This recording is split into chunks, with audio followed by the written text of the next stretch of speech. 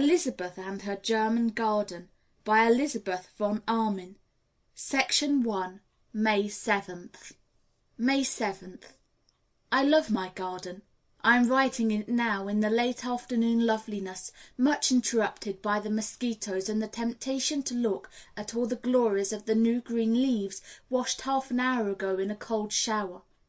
2 owls are perched near me, and are carrying on a long conversation that I enjoy as much as any warbling of nightingales. The gentleman owl says, musical notes occur here in the printed text, and she answers from her tree a little way off. Musical notes, beautifully assenting to and completing her lord's remark, as becomes a properly constructed German she-owl. They say the same thing over and over again, so emphatically that I think it must be something nasty about me. But I shall not let myself be frightened away by the sarcasm of owls. This is less a garden than a wilderness. No one has lived in the house, much less in the garden, for 25 years, and it is such a pretty old place that the people who might have lived here, and did not, deliberately preferring the horrors of a flat in a town, must have belonged to that vast number of eyeless and earless persons of whom the world seems chiefly composed. Noseless, too, though it does not sound pretty, but the greater part of my spring happiness is due to the scent of the wet earth and young leaves. I am always happy, out of doors be it understood, for indoors there are servants and furniture, but in quite different ways, and my spring happiness bears no resemblance to my summer or autumn happiness, though it is not more intense.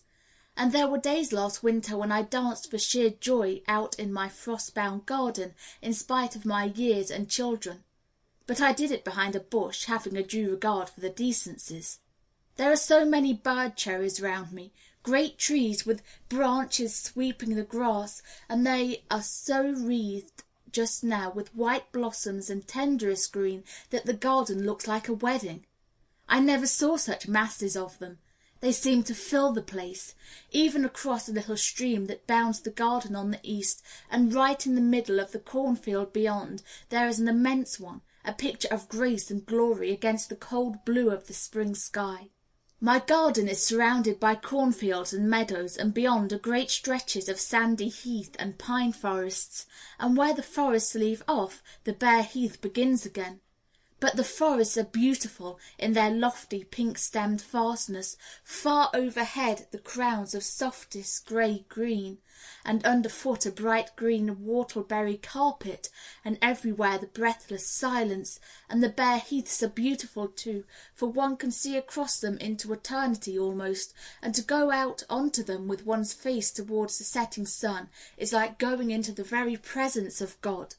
In the middle of this plain, in the oasis of bird cherries and greenery where I spend my happy days, and in the middle of the oasis in the grey stone house with many gables where I pass my reluctant nights. The house is very old, and has been added to at various times. It was a convent before the 30 Years' War, and the vaulted chapel, with its brick floor worn by pious peasant knees, is now used as a hall.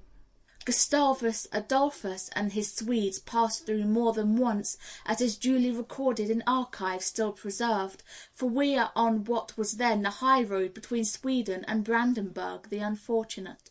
The Lion of the North was no doubt an estimable person, and acted wholly up to his convictions, but he must have sadly upset the peaceful nuns, who were not without convictions of their own, sending them out onto the wide empty plain to piteously seek some life to replace the life of silence here. From nearly all the windows of the house I can look out across the plain, with no obstacle in the shape of a hill, right away to a blue line of distant forest, and on the west side uninterruptedly to the setting sun. Nothing but a green rolling plain, with a sharp edge against the sunset.